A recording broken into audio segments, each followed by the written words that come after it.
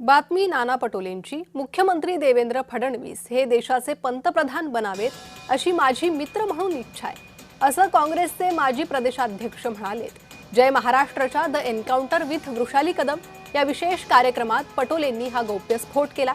जय महाराष्ट्रच्या संपादक वृषाली कदम यांनी पटोलेंना आगामी मंत्रिमंडळ फेरबदलाबद्दल विचारलं। त्यावर उत्तर देताना फडणवीस केंद्रीय अर्थमंत्री होऊ शकतात, त्यांच्यात तेवढी क्षमता आहे आणि भविष्यात ते देशाचे पंतप्रधानही बनतील।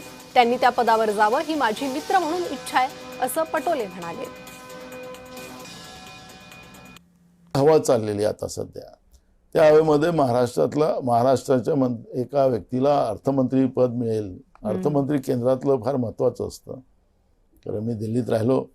त्याचा महसूल अर्थमंत्री खूप मोठा त्याचा स्कोप असतो, कारण की जी काही केंद्रीय मंत्रिमंडळातली जी मोठी यादी असते, जे महत्त्वपूर्ण जे मंत्रिमंडळ असतं, त्या गृहमंत्री, अर्थमंत्री आणि रक्षामंत्री ही महत्त्वाची खाती असतात।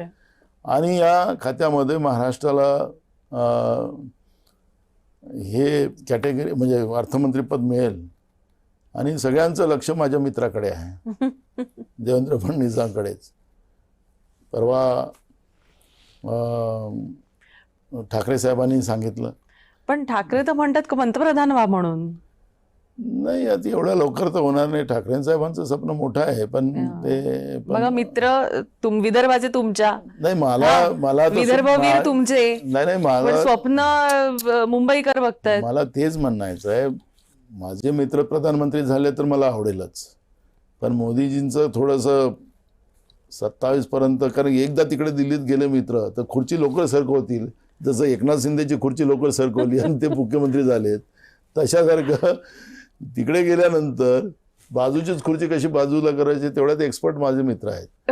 तर ते मला असं वाटतं की दिल्लीला गेलेत तर प्रधानमंत्री बनून गेलेत तर मग तर आनंदच आनंद आहे, मग खुर्ची कोणाची सरकवायची गरज नाही। पण खुर्ची सरकेल किंवा काहीतरी गडबड होईल म्हणूनच इथं सुरू आहेत का काही लोकांना बळ देणार असे तुमचेच मित्रपक्षीय म्हणतात? असं आहे की ते बळ देतात की पंख काटायला निघालेत काही मला काही कळायला नाही, पण माझ्या शुभेच्छा माझ्या मित्राबरोबर आहेत, ते प्रधानमंत्री व्हावे असं वाटतं तुम्हाला? महाराष्ट्राचा माणूस प्रधानमंत्री व्हावा आणि तोही माझा मित्र देवेंद्र फडणवीस व्हावा अशी माझी अपेक्षा।